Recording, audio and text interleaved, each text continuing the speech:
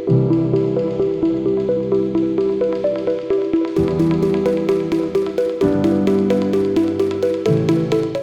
to the latest episode of the Galileo Interviews. My guest today is Dr. Luis Perez-Breva, the Faculty Director of MIT's Innovation Labs, through which he has helped nearly 200 different MIT technologies find their path to impact. You can find much more information about him in the description, but let's get straight into the discussion. Enjoy.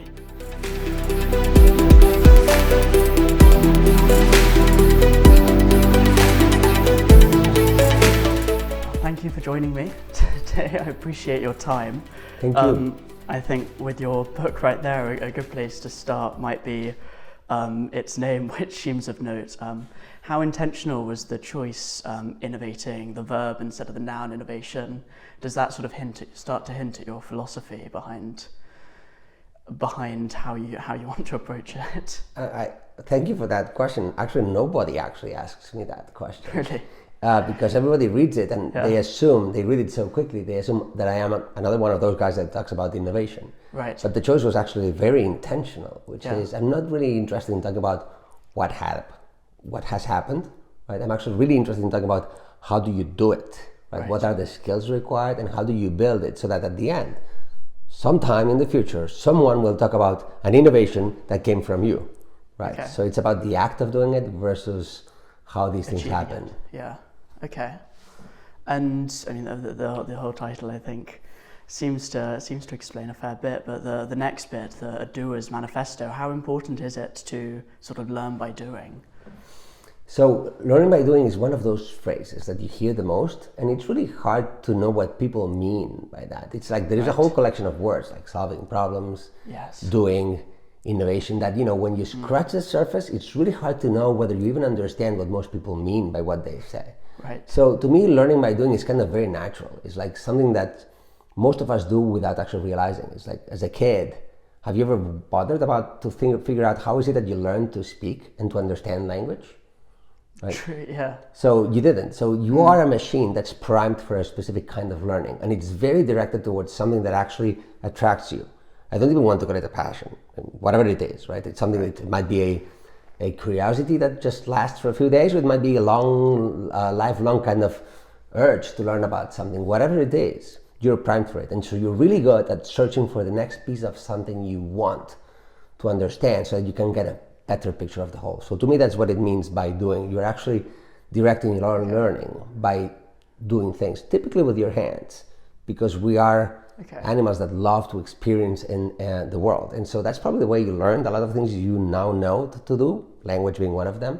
Right. And that's what I mean by learning by doing. It's not just a rote repetition of some experiment that someone else did. It's actually really getting curious about why that experiment in the first place, so that you're both learning how to do it, but also learning the reasons why someone else went for it. It's that extra level of learning. Could you give an example of that? Is there a time where you can think that's been really useful, where you've approached something by doing instead of just sitting back and thinking? So, you know, when we met, I was telling you about the first time I actually started coding or programming. So I didn't learn programming because I wanted to learn programming. I learned programming because I wanted to play Mastermind. So someone else had actually written a Mastermind program in a notebook. So I'm old enough to have had to copy the code myself, right? As opposed to kind of loading it from a disk. Yeah. And so it wasn't punch cards though, that's even older, but it was just at least writing it down. And so I wanted to learn I wanted to play Mastermind. In order to play Mastermind, there was this thing between me and Mastermind, which was typing down 200 lines of code that I didn't understand at first, but I wrote them down. Yes. And it's actually by the act of writing those things down, because I wanted to play Mastermind a number of times, that I actually learned how to code and what it meant to actually code. So I actually learned by doing it, right? Okay. But it's not necessarily that the objective was learn to code. Is that in my case was play Mastermind, right? Could have been something else. This is just one early example, and I'm giving you this example because I can still remember the thrill of playing Mastermind and thought of, okay, I have to write this down as like the thing I had to do. Yes. Right. But I derived the passion from elsewhere in a way. Yeah. And that's kind of, that's how it was when I was about 6 or 7 years old. I'll give you another example so you get like the same feeling from a different perspective. many years later, my daughter wanted to learn violin. Okay.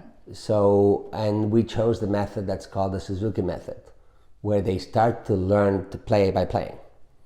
Okay. There's a whole dynamic about how you go about it. It's just a method for learning, very deliberate system. And part of the system required that I start learning with her, so I could guide her into the learning, so I would understand what made it difficult. We all know that learning to play violin is difficult, but what is it that makes it difficult, right? And I had to learn by doing it as well myself. So that the instructor, she's phenomenal. She got all of the parents in a room for like 8 sessions while the kids were learning how to hold the instrument. And she taught us all they would learn in the first year. Right. It was exhausting. It's absolutely exhausting. My brain worked 10 times more than it had worked in the previous weeks. But I also got to realize, oh my God, now I get it. And I was able to direct my daughter better, even though I didn't know any violin before, because I understood what made it hard. Okay. And so I could actually be short circuit for her, the hardship of actually the learning part, so she could actually enjoy the doing and the playing. Right. And that was the whole point. So it's kind of the same thing I told you earlier about Mastermind, but now seen from the other perspective, which is the kind of the companion in someone else's learning. So how do you, if you're going about learning the violin by doing, what's the first step? Do you just start to, how much guidance should you have before? Because presumably you don't just start to play random notes, or like what's the right jumping off point? Because you have to have some theoretical understanding. I'm not an expert to put it, but yeah. I'm not an expert at teaching violin, right? So we're clear, but but I'll tell you what I surmised from it and how it's actually informed a lot of other things I've done later, more in my field of expertise, whether it be AI or whether it be technology innovation or hard tech innovation, however you want to call it these days. So the first thing that you're totally right. Just giving someone a violin and say start playing random notes and fail fast. Right. The odds of you succeeding are 0. Let's be clear, right? Yeah. You'll fail very fast, increasingly faster, right? But you will not learn how to play a violin, right? The second thing is that teaching you just one song, so you play that one song, will not make you a skillful player. Yes. Right. So it's not about just playing that, double violin concerto from Bach. It's not about just that. It's about the skills, right, that you need to actually master. But the other thing, which is just teaching you the theoretical skills for how to play, the motion, the angle of the hand, and whatnot. That's going to help a bit, but we're not that kind of an animal. We're not a computer, right, where you need to be told the angle, whatnot. You're actually better at experiencing it. So what's beautiful about the method that the teacher walked us through is that it had thought about how to translate every skill into an action. In this case, a particular melody that was thought out, and that's what the brilliance of the inventor of the method, Suzuki, was. One melody that would teach you one skill without you even noticing that you were teaching this skill. Okay. For instance, the hand motion there's one song in the first book where in order to play it well, you do need to move you put your position like this. It's very uncomfortable, otherwise you can't reach the screen, the last string. So, but someone telling you, pushing you like this, and then try this 20 times at home, it's kind of purposeless, right? Okay. But as you're playing the music of that particular song to make it to the next level, or be able to play it yourself, you eventually force yourself. Okay. You don't even know that that's what you're doing. It's only 5 songs later. Yes, and you realize when you do this like this, well, when did I know how to do this? This used to be uncomfortable, and you realize it wasn't that song. So, and this is the part about the method I love the most. By the time you actually realize that you've learned something, it's been a long time since you actually learned it and started using it. And this happens to you in every domain. So this speaks to the strength of your brain. And so I know, so kind of to close back to your question, to me, that's what I learned, is that you are actually doing, and you're sequenced along a path of doing certain things. And it's only when you've started to master things that you can look back and realize you've learned it, but you may not remember when, like language. Right? Yes, yes, no one knows. That's sort of in a directed, you're doing things in a directed way where someone's thought through what skills you need to learn, and you learn things in that remarkable way. And that seems like something I want to try at some point. Did you say the Suzuki method? That's for violin, yes. For violin, but the equivalent for whatever I want to learn in the future. But if you're doing things that is undirected, so if you're trying to come up with something new, the process of innovating, where you don't have someone to tell you, okay, try this, how does that change in any way? Do you go about it in the same way? How does the process of doing to learn come into that? So, this largely depends on the way I would explain this largely depends on where you are in your life, because you might not have, for instance, if you're a middle schooler, you're used to experimenting in a way that we don't need to have you unlearn something. Whereas if you are like halfway mid-career executive, you might need to unlearn some things that you've taken for granted in order for you to be able to approach this. But assume like that, I just target the case of someone your age and so on. And so you want to learn something new. So up until now, you've probably been taught to choose a career path or to choose a course of studies. So you've been asked to kind of label yourself. Right. Yeah. I'm a physicist, I'm a chemist, I'm an engineer, I'm a whatever, right? I'm a phenomenal particle physicist. And there's a lot of value in that education and that mode. But that's largely for things you already know what they are. Every time there is a category, it means that someone else figured out everything down to the point of being able to label things differently. Right. So now go back to the moment when you were solving math problems in middle school. Those problems had a solution. You knew they had a solution. There was a teacher behind you that had actually come up with the problem and written it in such a manner that could give you the impression that it was well phrased. So it hinted you at also already in the way it was phrased about what the solution or the path to solution might actually be. Yes. And it also, you knew there must have been a solution because you trusted the teacher would not kind of like play one on you, right? And that solution was usually a nice round answer. Exactly. Or something. Yeah. So we all think we're great problem solvers. Well, wrong. We're great pretend play problem solvers. Right. In that we've learned the skill provided someone else has come up with a nice phrasing for the problem. Okay. Now, unfortunately for all of us, by the time we've done this sufficiently many times, we think that all problems look that way. And then almost everyone gives you the advice, just start by the end. Figure out what your minimum viable whatever will be, and then work backwards from there, or talk to your customer. But what about the problems that no one has solved yet? How could those be even properly phrased? So what do you mean by climate change? Yes. Not just you, the next guy. Yeah. So the first step is, let's figure out what the actual problem is. Okay. And then when we get to that point, most people are enormously afraid because they are trying to apply the previous method, which is, let's figure out what the end is, and then let's work backwards from the customer or the user or the whatever. Unfortunately, you don't know enough to even know who the customer is. Right. So what do? Well, people have all kinds of strategies. They conceal this fact, or they ignore the uncertainty, and they pretend that their product is going to be the solution already, or their idea is going to solve everything. But what you do need to do is discover the problem. And the way to do that is the same way you were learning how to play violin a second ago. Have skills that teach you how to navigate the problem so you can eventually play whichever melody you want, not just the one that you had thought about at the very beginning. So back to innovating and sort of trying to draw the analogy of learning to play an instrument, what you start doing is you do the doing to learn what the problem is all about. And as you advance, you come up with a better idea of what the actual problem you want to solve is. Probably will not be all of climate change. It might be one small expression of it. It might be something in your neighborhood. It might be something to make it simpler for other people to understand the complexity of the problem. It might be the next phenomenal technology for carbon capture, or a means for people to have to make economic decisions between how much carbon they capture versus, how much carbon they actually emit versus the money they have in the bank, if you figure out a way to connect those two. The beauty is that once you accept that the problem is not preset, there is so many ways you can go about it. Right. And all of them can get started immediately, provided you are actually willing to get this tangible knowledge about the problem. Okay. Does that help? Yeah, that helps. But taking back a step, how do you go about finding the problem in the first place? So that's the first step, figuring that out. How do you, is that just in everyday life, you see something, you have a sort of idea that it could be improved, or is there a more targeted way to go about finding problems that you could address using the skills that you have? So I typically give people a couple of ideas for how to get started. I like to use the word hunch, which is even the title of the book. Right.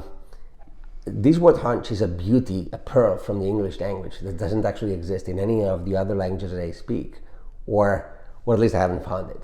Okay. A hunch is this thing that's not yet a fully formed idea, but it has a sense of possibility to it, and it also invites you to kind of explore further, right? And make it a bit cleaner, clearer. Okay.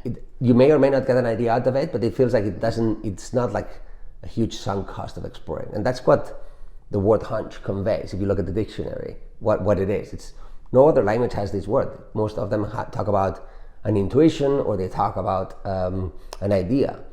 But this word hunch that lives in the middle is effectively something you're very familiar with.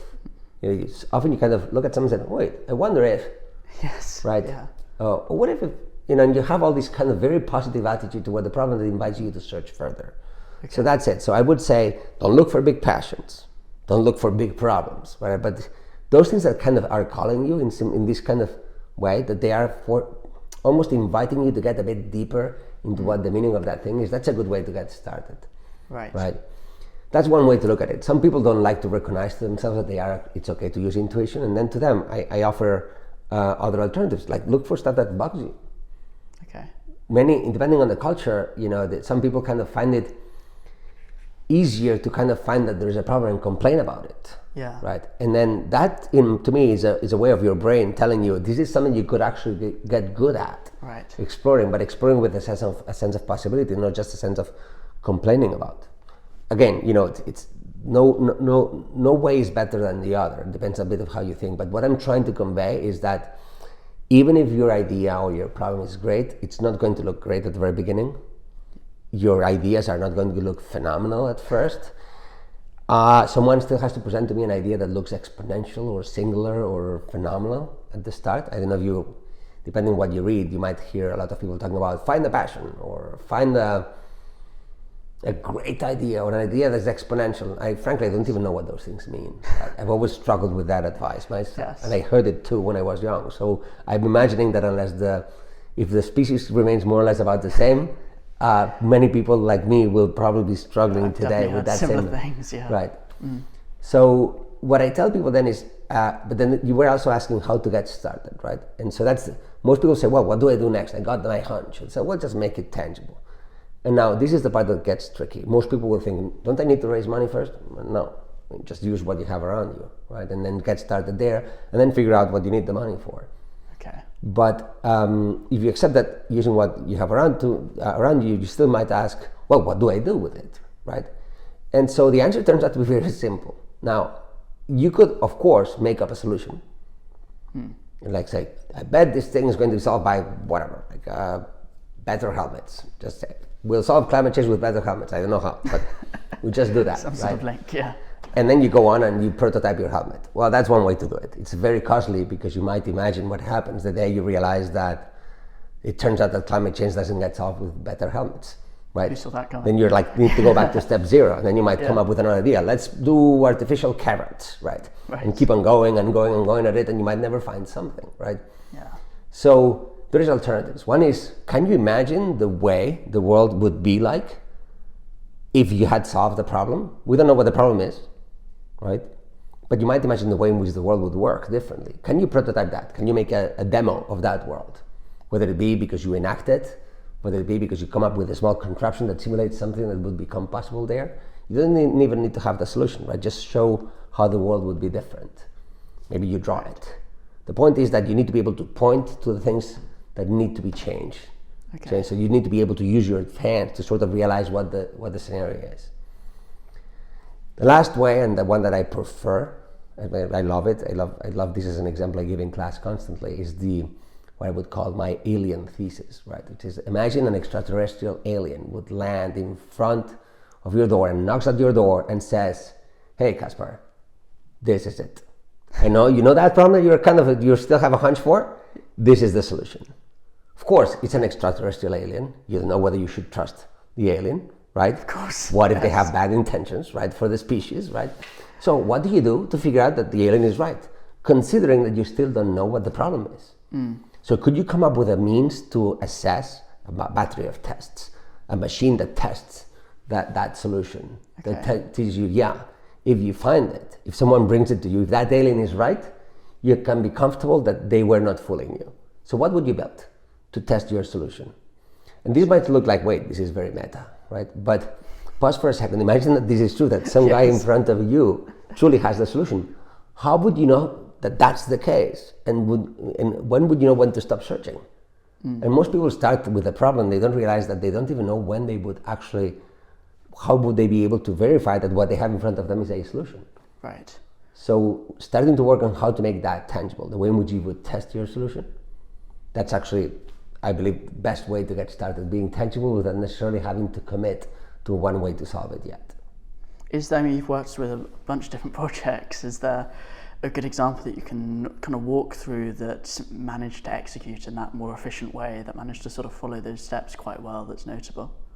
So there is at MIT, in the class I teach, we take MIT technologies, right? And we ask ourselves the question, now that we know that that's possible, meaning there's a paper that says that there's this one thing that now we know how to do, that before we didn't, right?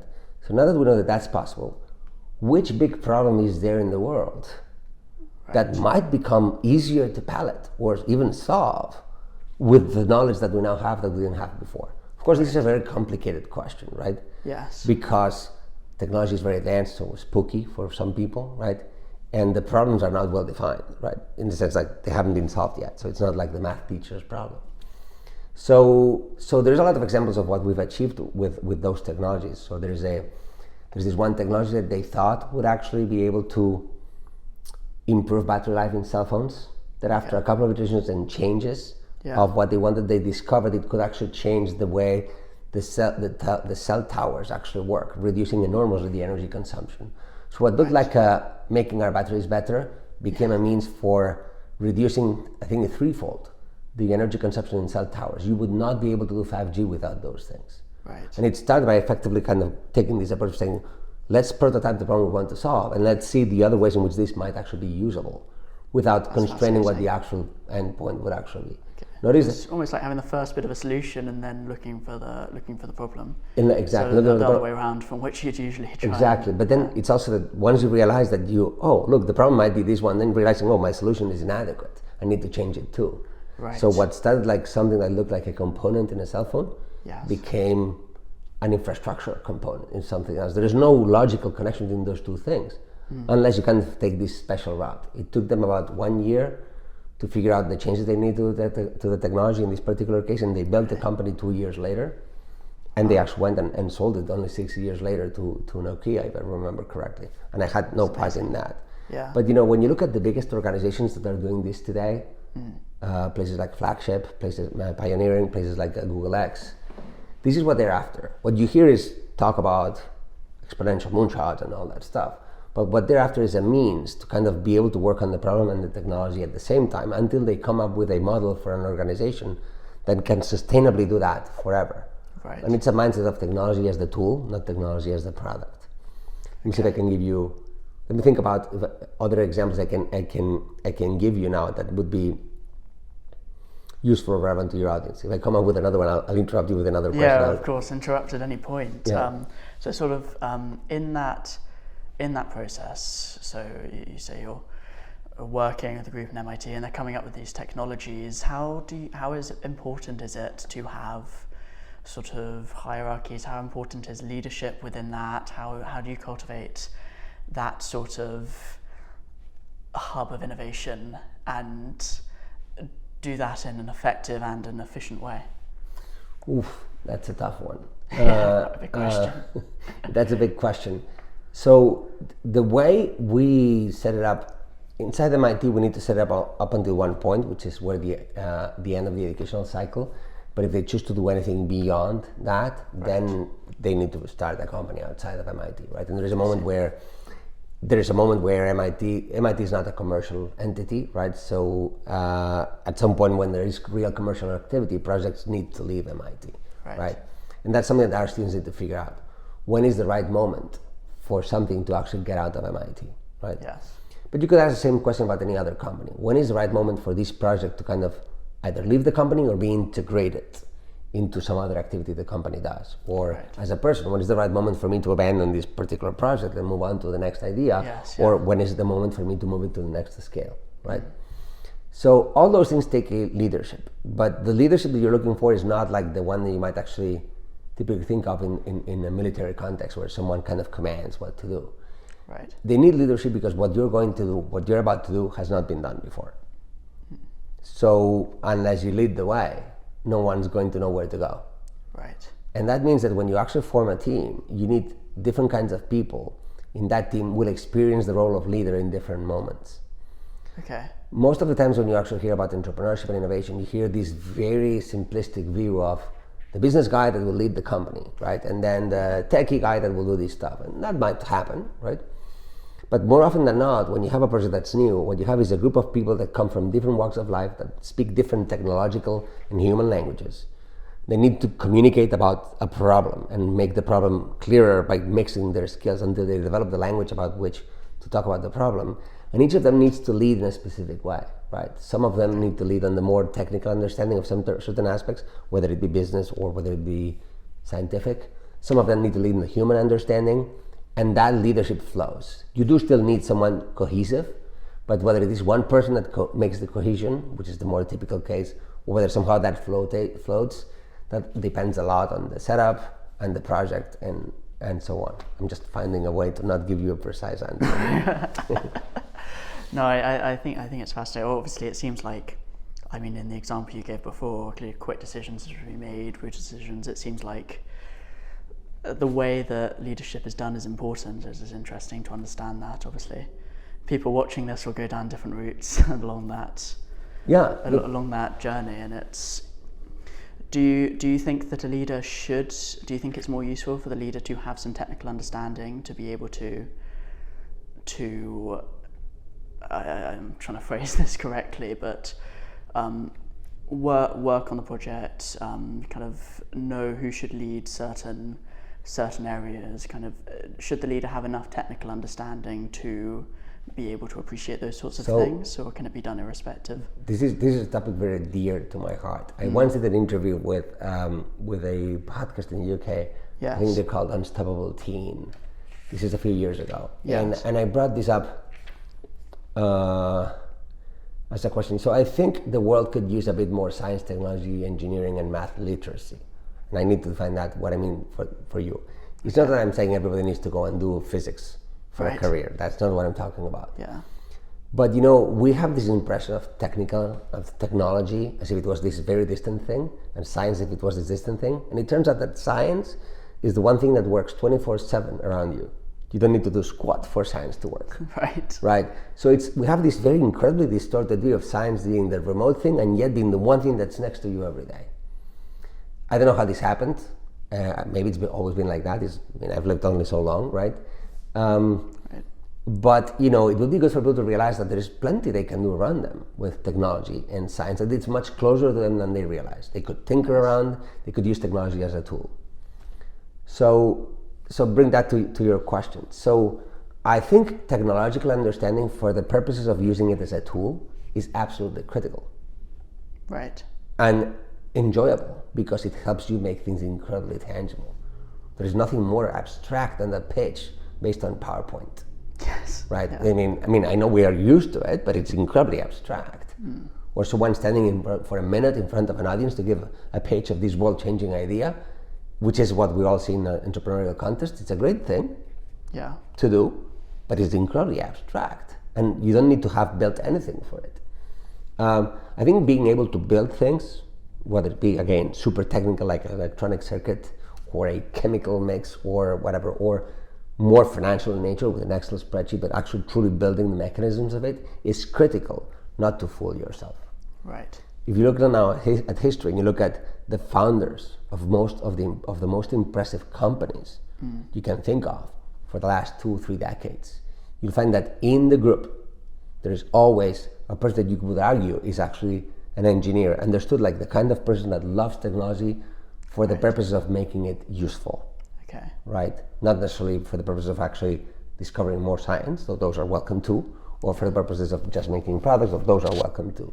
So if you look at your Apples, you look your Google, you look your Facebook, you look no matter what you think about these companies, the founders all had a technical understanding of some domain, right? And a desire to bring this to the next level. So even historically, by the way, I said this, but you could go with Sun Microsystems, Microsoft, so on and so forth. Yeah. And there's a trend there. It's the wealthiest companies in the world right now. Right. Yeah. And but even before, right, you can look at industrialization, you can look at your Henry Fords, you can look at your Thomas Edisons, Nikola Teslas, and so on, and you will find that there is always an inkling of technology. And the reason why I think that's true is because people have forgotten what technology is about. Technology is not about having a gizmo or having a website or so on. Technology The word technology was first used with the idea of combining a bunch of elements together to reach further. Right. That's the actual original definition of technology that gave rise to MIT, is this combination of elements, typically with science involved, to be able to reach further. So it is only natural that if you truly want to reach further and solve new problems, you are going to eventually find the need for technical knowledge to bring these things together, right? Okay. And you either have it or you'll acquire it. Remember that I am in the school of learning by doing, so I don't really need you to have the degree before doing it, yes. as long as you accept that that's going to be in your path. I'm willing to learn. Right. And sort of backtracking, when you're sort of making those innovations, you have a team of people, whether at a company or at a university or whatever, and the process of innovating, I mean, in particular if you're in a company, is associated with a lot of risk. Like the more, if you're trying different things and learning by doing, it could go wrong.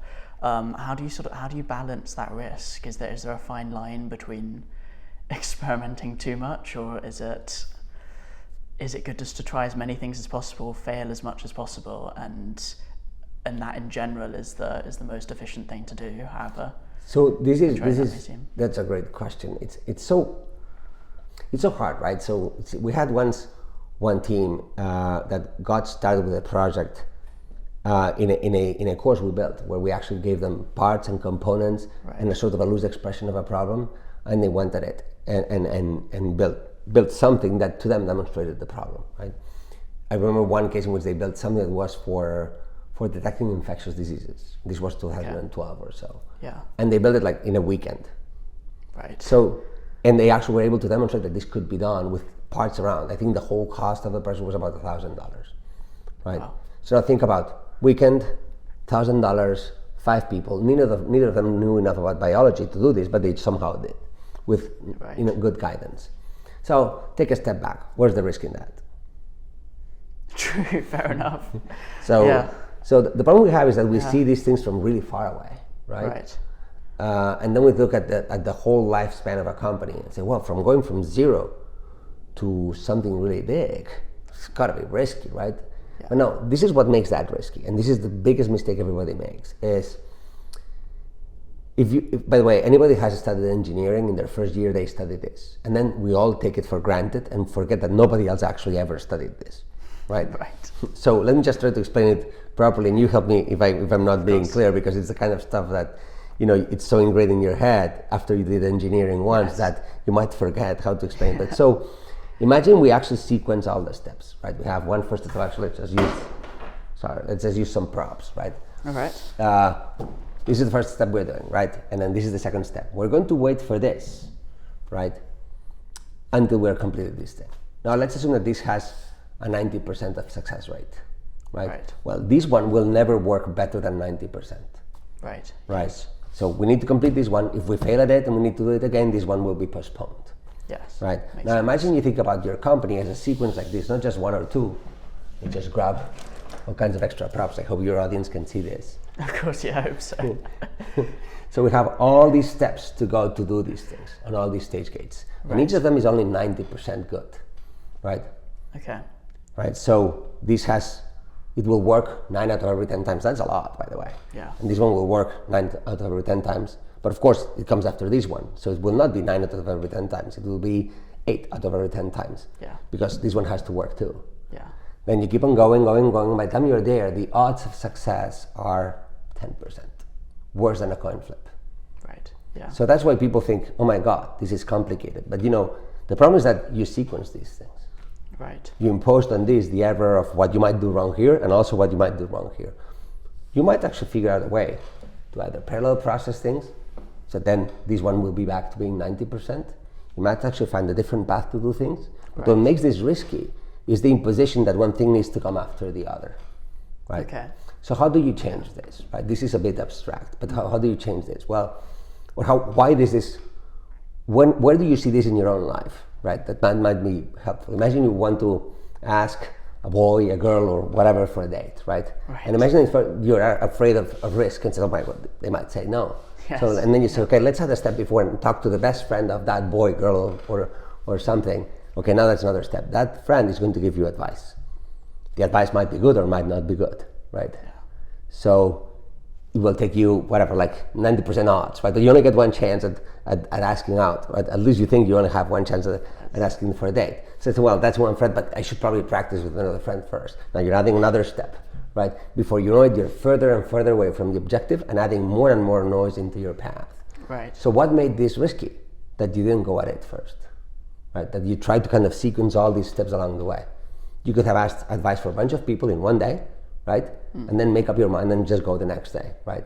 And you might have been informed without necessarily sequencing one after the other. Does that make sense? Yeah, that makes sense. So in a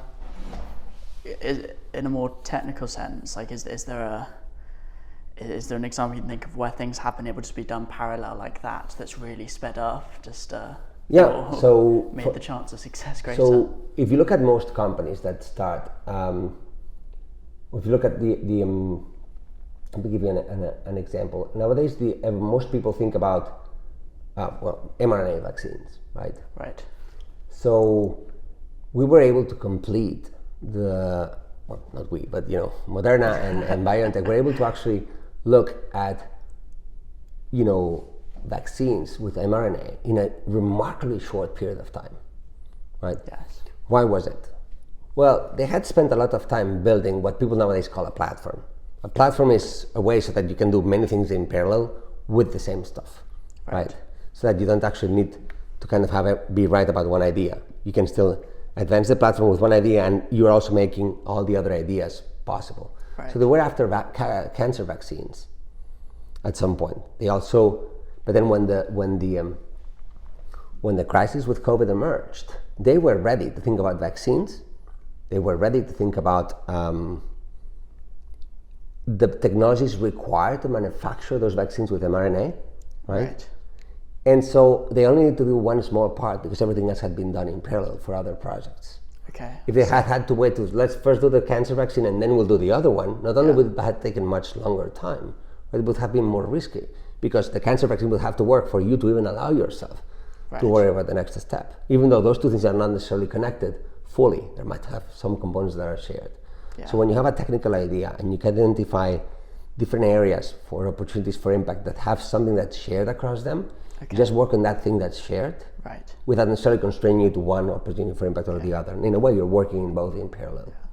So in general, just do as many things, as long as they're not too connected, do as many things in parallel as you can at the same time too. Yes. As a rule of thumb. As a rule of thumb, but this is where it gets tricky. People will tell you, wait, why don't I need to focus? I said, focus on making sure that what you're doing today could be reused for something else.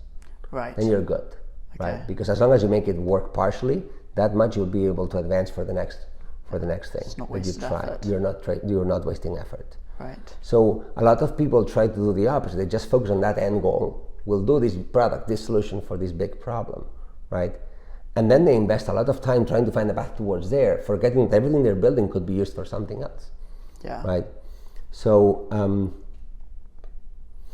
behind the cameras that we have here set up, I have a big setup with 5 screens that you've seen when you came in here. That setup was born out of necessity, repurposing things that were never conceived to be part of that setup. Yes. I had a couple of monitors I had there, had a camera, and I brought them all together so I was able to fulfill one of my purposes. And then I'm using that now for remote teaching. I'm using that now for recording certain videos, for conferences, for essentially meetings with people all around the world, right? So the ability to reuse and repurpose those components is actually making me stronger, so it's actually reducing risk, provided I don't narrow myself down to just saying this is only for teaching. Right. Then the day I decided did not work for me for teaching, everything I did was lost. So that's the idea of the sequencing versus the being able to actually reuse and repurpose. Okay. When you reuse something you did before, you get to benefit twice from the money you spent on it. I see. Right? Yeah. Whereas if you only use it for one particular purpose and you never think of it as something you could come back to, then it costs you one time a lot of money and then that money is lost. Right. You don't get to reuse it. The way I explain this here to colleagues is using an analogy with grilling. Okay. So when you grill, do you ever grill burgers? Okay, yeah, occasionally. Yeah. I like so do you have a grill and do you have a lid or don't you have a lid? I have a lid. You have a lid. So do you use the lid or not? Yeah. Why? Because sometimes the recipe says so, and I'm not a great cook. So that's a good point. So when you grill a burger, yes. right? If you close the lid, what happens is that the heat you put in there passes once to the burger, yes. bounces off the lid, and comes back. Yeah. You're actually reusing the heat. Your temperature goes up. Right. Eventually, your burger gets cooked. There's a bunch of other extra additional benefits, but what happens is the lid is causing you to reuse stuff. Now, what happens if you keep the lid open? Then the heat comes out once, and then it goes to heat the planet, right? Yes. And you're not reusing it. So you need more gas, right? Or whatever, more heat, whatever fuel you use to actually power your grill. You need more time because it needs to go by more often. Yes. And you need to be mindful that if wind is coming one way or another, it's actually going to cause some parts of the grill to kind of cook faster than others. Right. So that's a lot of work, yeah. right? Everything can go wrong that way, right? When you close the lid, you're reusing. You're creating an environment in which you can actually cook so much faster. But you don't get to look whether it's cooked or not, right? You are going to have to trust your recipe like you did, yes. right? So that it will get cooked. But then you can actually be really good and predictable. And so the risk actually goes down. So interestingly enough, in this example, the technology is the lid. Right. That's what actually helping you reach further, advance. And you want to recycle that technology as much as possible. Exactly, and you're recycling all the heat and recycling the technology as much as possible. Right. Correctly. So that's the thinking. Where is in your project the thing that will allow you to reuse so that then the cost of error goes down? We started on this, by the way, because you asked me about risk. Yes, And so risk is essentially the risk of loss, right? The right. risk of loss of that heat and so on. If you're recycling, if you're able to repurpose what you do, if you're able to reuse it in parallel processes or in parallel projects, then the risk goes down. You just need to be patient. Right. But you will not be able to predict whether the burger is cooked or not already, right? Opening the lid, because that would destroy the magic. So you have to get used to a slightly different mindset. What makes it risky is that people look at it from the outside and they say, well, I don't know what's happening here. But if you are the doer, you get to change everything, right? You get to create, you get to reuse things. And so to you, it's much less risky. This is the biggest difficulty people have on this topic. Once you are doing it, the notion of risk is totally different from when you're actually on the outside, just funding it. Right. And it takes a lot of communication to cross that gap. And that creates this misconception. Exactly. And so what we've seen now over the last 15 years is a lot of people that have this notion of risk so ingrained in them that they are trying to sell you on recipes that will make you feel better about it. So fail fast. I don't really know what that accomplishes because you did not want me to give you a violin and just practice on your own, right? Right, yeah. So back to the example we were using before. So fail fast, do something minimum and see whether it works. Test it with the market. Where's the market, right? So how did you know? There's a lot of implicit decisions that cause you to believe that there is lots of certainty around what you're doing, but that's mostly because people are afraid of risk. When I tell you that the biggest risk is you assuming that you've narrowed all your risk to a single thing and you cannot reuse anything of what you're doing, then you might think about this differently and say, wait a second, why would I ever commit to just one product with no information, right? Only to make me feel more certain about things. Okay, yeah. That's fascinating. Yeah, that makes a lot of sense. And yeah, I definitely think that's why it's not how you usually think about approaching something. It's not how I would have otherwise thought about approaching a problem, but it does make a lot of sense. So we've spoken a lot about kind of humans learning things and doing things. You've also worked in artificial intelligence systems a fair bit from what I've seen. Yes. Could these systems sort of learn and come up with new things in a similar way? I know there's this general sort of belief that AI couldn't come up with something fundamentally new, but I mean, kind of what we've been speaking about, we don't really come up with something fundamentally new either. We have a hunch and we try different things.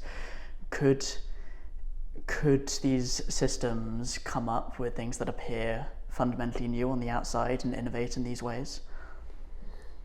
So I have a hard time believing they could. Okay. And it has to do with that keyword that I told you about in English, right? Hunch. Right. Hunch includes the idea that this kind of appetite for digging further, right? We have no real means right now to understand how to even program for that, right? Maybe someone in the future will, but we don't even know how to program for that thing that causes us to have diversity of purpose, right? You and I might share some ideas and some knowledge today, right? But each of us have our own purposes, right? That diversity of purpose is really hard to reproduce with programming. Actually, what we do is the opposite in some ways. It's like program these ways. But also because when the way we're building AI systems today is almost like the antithesis of what we want. Okay. So we're talking about innovation like you with little information being able to learn your way through, right? But we're talking about AI systems like they pile on data, which is enormous amounts of information to be able to reproduce a tiny task that you already know how to do with far fewer information. Yes. Right, so think about it, it's like the opposite problem in so many ways. So ChatGPT, to give one example, right, might write in a way that might fool you into believing that an 8th grader could have written that, right? But they have no appetite for which information to search for or the accuracy of that information, which you might have, because you're searching for that topic for a given reason. Right. So that part is incredibly hard to produce, and it doesn't come with more data, right? In so many ways. So we have this strange world. We're doing AI in which we're passing tons and tons of data to a computer, and the computer is looks like an actuarial, like tallying and whatnot, and making a model with gazillions of parameters and whatnot. And then you're now telling me here, how do I go about a new problem for which we have no data? Right, or no clear data. We don't, and we couldn't find it. How do we innovate? And it's like, well, certainly not the way we do the AI, right? Because that would mean that we need to wait for someone else to have solved it, have produced all the data, so we can then build the model, right? So right now, I don't think we could. Now, could we build? Another question is, can we build computer science tools or AI tools that would help us? Be faster about the idea of exploring these hunches? That's an extreme question. Yes, I certainly think so. Okay. And I think it would be great. And I don't think that the computers would be a threat, quite the opposite. I'm very optimistic. If you've heard anything else I've said online, I'm incredibly optimistic about what we call AI. Okay. I don't think we should be calling it artificial intelligence because there is very little intelligence in what these systems are doing right now. Right. But besides that nomenclature problem, I'm very hopeful about the things we can actually get to accomplish with those tools, provided you keep on thinking of those as tools, not as the Terminator, right? Right. So how could it help in the process of innovating that we're talking about? How could these tools help us? How could that affect the workflow? So one of the things that we're starting to do now, and this is work that's traveling beyond MIT these days, is so imagine that I could give you access to any technology in the world, right? In a format that's very easy for you to start playing with it, even if you don't know anything about it. And imagine if you could find that technology just by purpose. Say, I want to solve, climate change in the UK, northern part of the UK, right? Right. And I want to do this with something that's kind of like sustainable and uses grass because there's plenty of it there. Right. And then you don't know. Right now you have no means to know which technologies could be useful to you for that. Okay. So you might go to a university and ask a professor, and the professor will be kind and will tell you all that you want to know about the domain they have studied. Right. But it will be up to you to link that domain with your idea of solving climate change in the northern part of the UK, using grass, right? So if we can help you find those technologies by purpose, by intent, and we can reduce those technologies to a point where you could think of them as Lego bricks, so you can start to assemble things, then an AI would be helping you navigate, right? What we're saying right at the beginning of this conversation, which is the learning by doing. Yeah. Right, where you think, okay, let me put these things together and let's figure it out. You probably already do it or did it with Legos. You probably have already thought about this in other domains, like even with writing, like when you repurpose paragraphs and move paragraphs up and down. But with technology, we're still thinking about it in disciplines. So that then, if you truly want to learn how to use technology, you kind of need to learn a lot of disciplines or coordinate across. But what if you could actually have an AI that guides you into saying, this is the family of technology you might be interested in, or try this combination. And you don't need to learn things in such a discrete way and have such a discrete skill set. Exactly, you learn them as you go. Right. Right, it's the interest that you have in a problem, in solving a problem, that causes you to learn that science and that technology. I believe that's possible today. We're starting to do part of that right now and finding ways to kind of be able to make those technologies searchable by intent. Right. Almost like in a way, it's like a Bloomberg screen for technology building, right? But also for technology interpretation and for solution building. I think that's possible, and it brings it across many domains that are really dear to me. One is education, but education by doing. The other one, we've spoken about this, the other one is innovation, the other one is AI. Right? I could imagine that working. I can imagine it doing it today, and I imagine it being very needed, because increasingly the people that come to me, and this is probably even more true for your audience, you might want to be a physicist or a chemist, but what truly most of the people want to do nowadays is solve a problem. It's not just about being an entrepreneur making gazillions. There's nothing wrong with that, and that might be part of it too. But the idea is, can we help solve the problem, make the planet more livable along the way? And how do I actually go about it and do it? And the access is, it's going to require technology. But it's not just the obvious technologies. It's not just carbon capture. It's not just whatever. It might be, something really fancy where you kind of start to create a bacterium that eats part of the CO2, but not too much, because we still need it, right? So, or maybe you come up with a way to solve a problem for your particular community in a given way, or maybe it's an economic tool, or maybe it's a new kind of engine that no one has explored up until now, but it requires a technology from across 3 different fields, right? So we will get there anyway, right? But the pressure today, or the urgency today, is that many of us are starting to think that there may not be enough time, right, before the planet gets really inhospitable or too hot, right, for us to come up with solutions with the traditional way. So more and more people, more and more people require or are looking for ways in which you can afford not being right and still make progress. And that's a bit what we've been learning how to do for the last 15 years. Everything I've told you has been 15 to 20 years in development, right? To actually think about the process for how to do this is how do you actually progress with technology in a way that you can afford to be wrong, right? And still reuse everything you learned. Right. And so AI coming into that as a tool, that's basically the most useful bit of it, you're saying, is just the field of general knowledge that it has versus its problem-solving ability, is just being able to tap into all this information in a very intuitive, natural it's helping you find stuff in a way that's, this, and I may be dating myself now, but like when the internet starts and we have search engines, right? The first search engines are effectively like a table of contents. So it's like this book, pick it up, look here, and there's a table of contents. And if you do understand the content, you can just look at the table of contents and say, oh, I'll go to chapter whatever, right? And that's the way the internet was organized. The first Yahoo search engine was like a category system where you would actually search for what you wanted. If you understood where would the person have put what you were looking for, you would be able to find it. If you didn't understand well enough about the category system, you would be left out of the system. You would not be able to play, you would not know what to say. Then Google came and effectively did the opposite. They looked at the back of the book, right? Now I'm looking at my keyword, right? And I can find the keyword in whatever it is, and then I can navigate that way. And that was revolutionary in the way we were able to search the internet. Now imagine we could use technologies that way. It's like, it's not just a table of contents, which was what we're doing today. Sorry, I'm losing my table of contents. But it's not, now you're forced to learn technology this way, even though technology is all around you. Now imagine you could say, okay, how do I use a potato to solve climate change, right?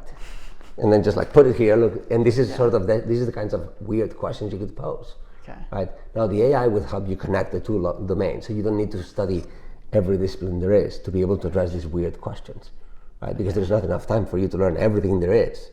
But you might be able to learn everything you need, provided there is a way for you to incrementally access knowledge and play with it. And that would be the kind of search engine and the AI I'm thinking about. That's fascinating. That would be extremely useful. So I think we're running out of time, but I think we might have overshot slightly.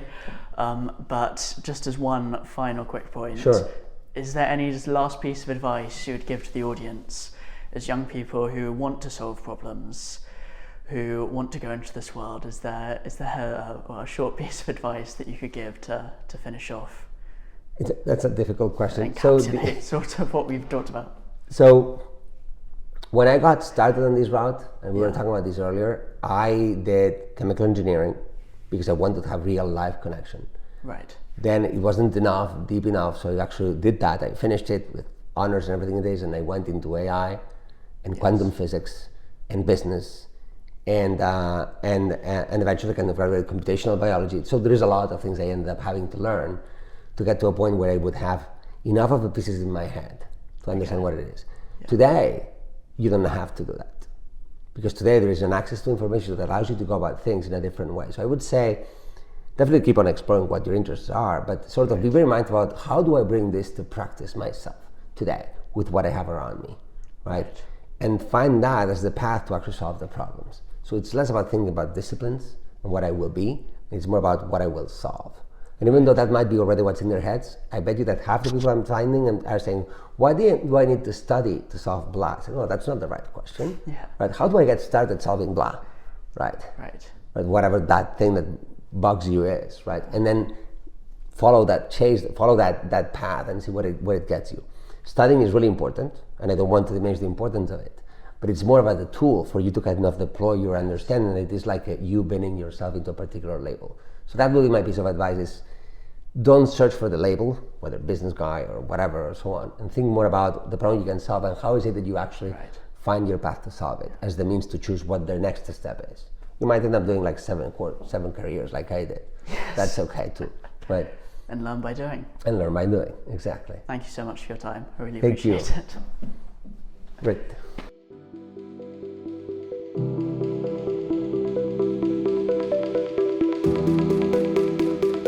Thank you for tuning in and for your continued support. I hope that you're able to use insights from this conversation to improve your own learning by doing and to go about solving some exciting problems. The next episode that I recorded during my trip to the US is soon to come, so please like and subscribe to stay tuned.